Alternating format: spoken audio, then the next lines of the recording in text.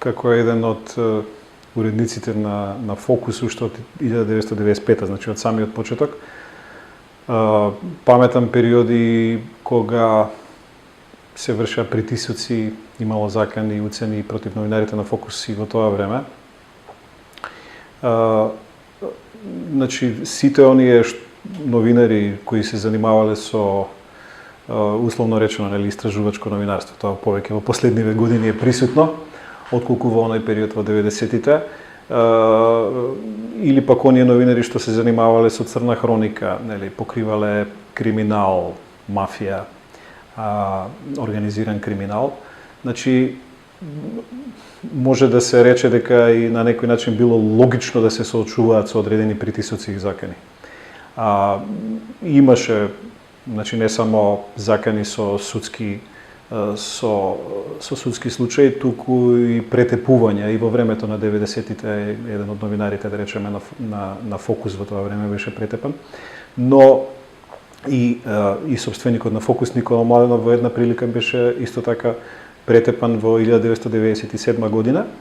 Но морам да кажам дека тоа беа повеќе инциденти отколку правило и случаи. Се разбира, во тој период, значи во времето на 90-тите години, немаше многу критички медиуми и можеби тоа е овака разликата која е со овој денешен период, кога мноштвото портали кои денес ги има, технологијата напредна, имаме повеќе обиди на новинари и образованието и професионалноста тоа го направи да се занимаваат со критичко и истражувачко новинарство.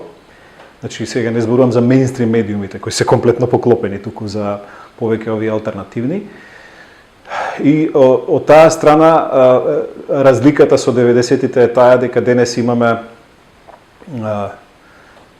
една авторитарна власт, фактички, која со своето нечинење или со амбиентот со кој што го создава амбиент фактички на прогон и линч, со реториката која се користи низ провладините медиуми и портали, преку која се оцрнуваат критичарите на власта.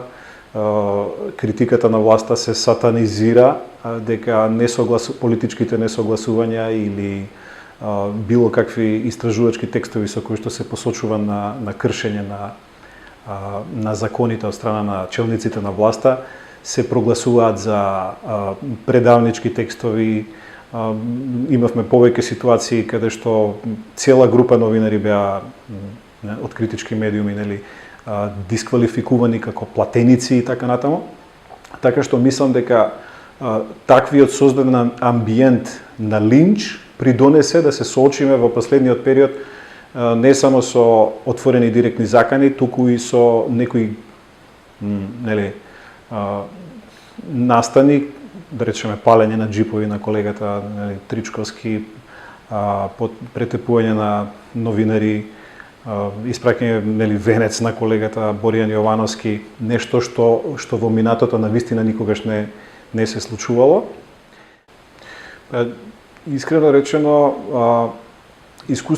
дури искусните новинари, оние што, да речеме од мојата генерација, кои што се повеќе од 2 децении во новинарството, кога сите ќе се соочиме со потези на насилство врз новинарите, физички напади, палење на имот, закани за убиства, да не зборуваме за овие другите методи кои што власта ги имаше во контекст на затварање на новинари, како што беше случајот на колегата Кежаровски, закани со процеси за клевета во кои што ви барат десетици илјади евра.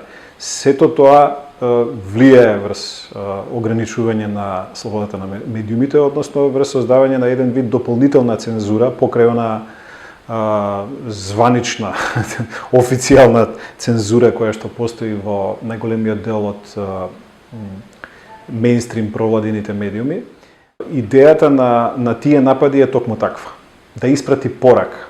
Не толку, знаете, ако претепате некого или ако некому му се заканите, кога беше на времето нашиот собственик Никола Младенов на Фокус претепан, Фокус не запре да истражува, истражуваше, пишуваше за за теми од криминалната приватизација во текот на 90-тите и за други политички афери, аферата ТАТ во тој период и така натаму.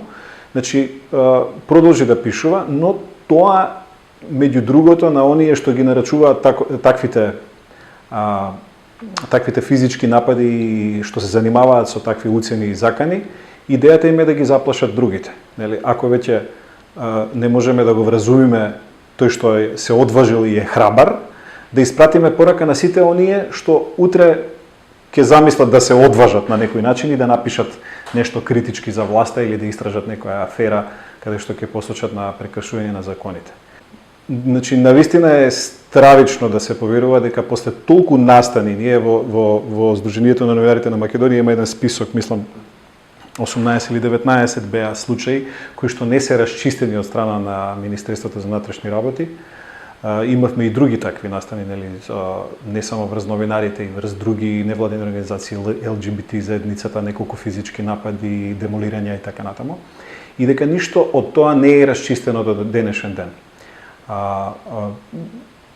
Тоа е дополнително охрабрување на сите оние, нели, што мислат да влезат во такво сценарио, да некого напаѓаат физички и така натаму, да ги охрабрите, затоа што ако ги оставите, нели, неказнети, секој може да си дозволи таков тип на авантура.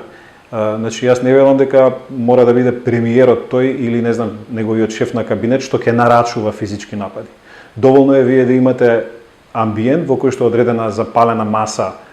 Денеска гледаме и на порталите, нели, на Facebook, ширење на говор на омраза, не само на Facebook, туку и во мејнстрим ТВ шоуа и емисии на одредени провладени телевизии, каде што се создава атмосфера да некој утре, нели, ако сте вие предавник и ако сте странски платеник, условно речено, со таква етикета, тоа заслужувате да добиете, нели, шипка во глава или да ви биде запален джипот и така натаму. Новинарската заедница правеше некакви, нели, протести и јас минатиот пат кога се случи претепување на еден од нашите колеги, па и претходната недела беше му ја запалија колата на Тричковски, потоа претепување на колегата Саша Ивановски во ЗНМ, каде што сум исто така член на председателството, барав да направиме навистина еден голем собир и протест, солидарен со, да ги повикаме другите граѓански организации да се солидаризираат, дека тоа мора да престане и особено да биде насочено кон институциите на системот да ги расчистат тие до крај. Значи, не е доволно вие да кажете дека работиме на истрагата. Да работите на 18-19 истраги. Одлучивме тогаш како ЗНМ дека треба да упатиме посериозен повик до овие странските амбасади и странските, нели, дипломатски представништва во Македонија и оние што се занимаваат со слободата на медиите, ОПСЕ, Европската унија и други, нели, меѓународни институции. Се разбира, за тоа имаме и солидарна поддршка од новинарските организации од Европа и на меѓународно ниво, да тие фактички во својата комуникација и со механизмите со кои располагаат да направат дополнителен притисок врз властите, затоа што тие се тие што треба да ја гарантираат безбедноста и мирот на граѓаните, вклучително и на новинарите да работат професионално, да се извршуваат својата задача,